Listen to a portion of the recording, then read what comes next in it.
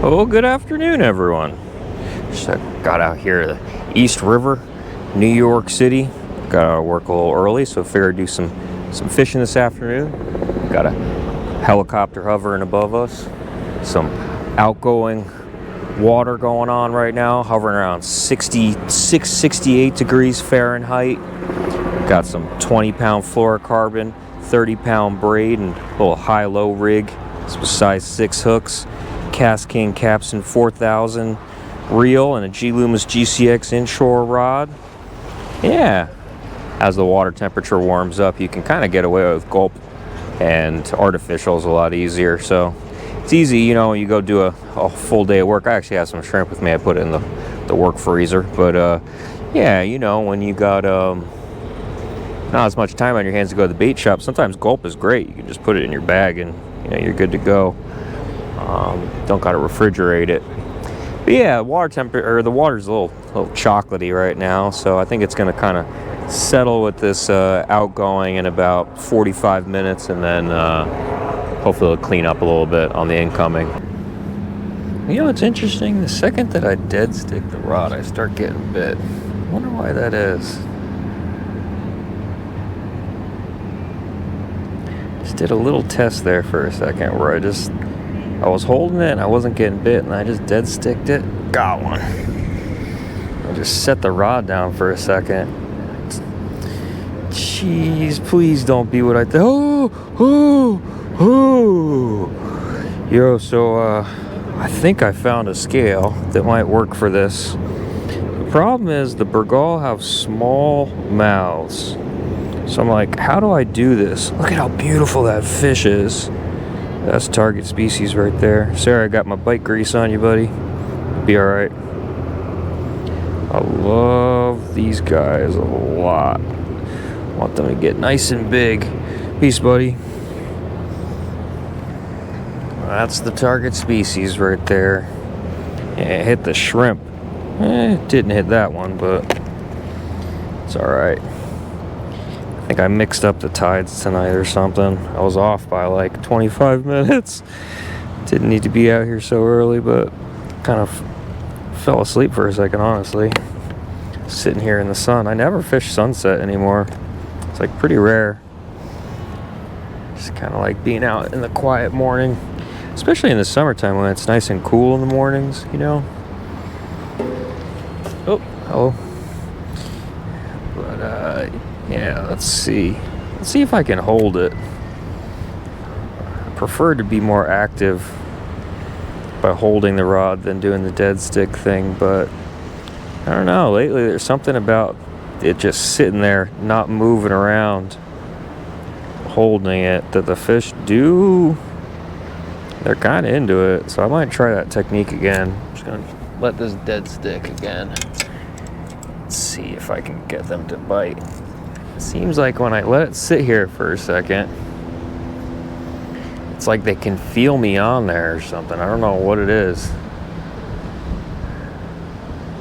If I just let it sit here for a second, it's like they find it and slowly pick it up.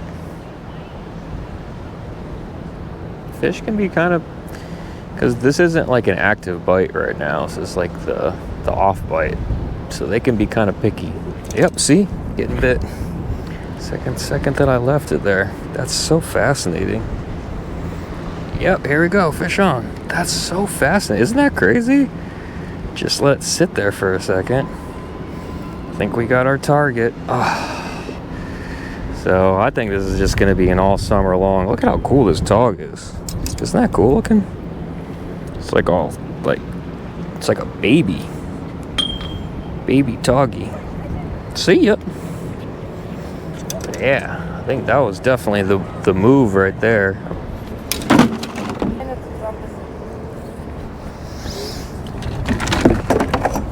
Gulp makes like a 2-inch version of this, which would work way better.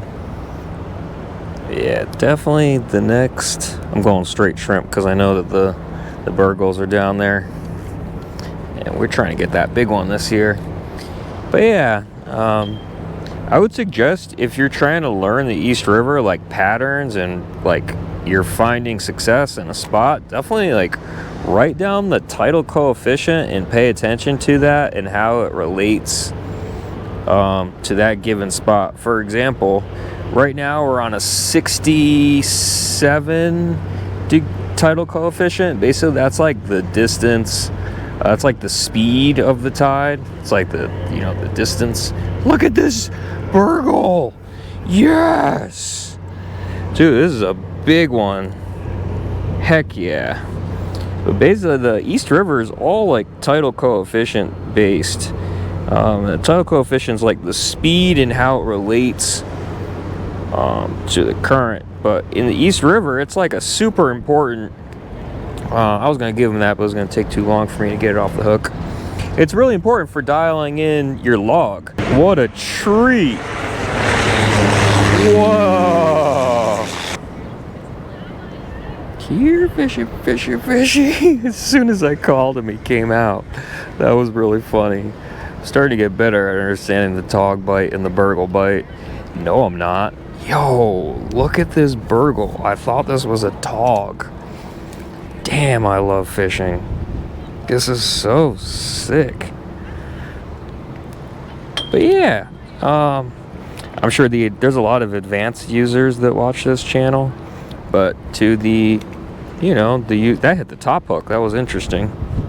But I do get questions about the moon phase and stuff, and it's really easy. You can watch like a little quick 5-minute YouTube tutorial on just understanding how, the sun and the moon and the earth all revolve around each other, and how that revolution affects the tides and the pull and the stretch of them. And you can kind of build out a little logbook of how the moon, which you got a full and a new moon every 27 days, you can kind of start to understand, and it all really affects the fishing, and understanding barometric pressure and tidal coefficients, and they all weave together to kind of create this understanding of how to get on the fish. So it's really understanding all of those different things and not just one of them, and how that they relate to one another. I wonder if it's because when I dead stick it, I get it closer to the piling. Yeah, see, I'm on again.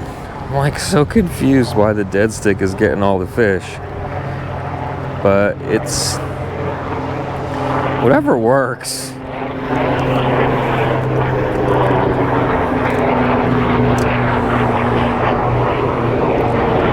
Love watching the helicopters and planes. The little togs are so cool looking. They're like got all these crazy colors. Second that I dead stick, I really want to figure out what. And then the second I picked it up, he dropped it. What the freak? It's so weird. Oh, he's back. Got him. Isn't that weird? Like, I'm trying to active, and then the second that I did... Guys, we did it. We got a big one. Check this out.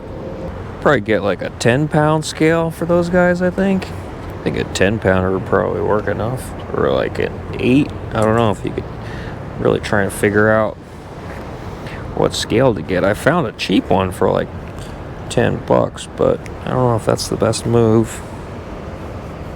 Keep watching this one roll trade sitting in the sunset. Thanks for watching. I appreciate you. I'll catch you on the next one. Peace.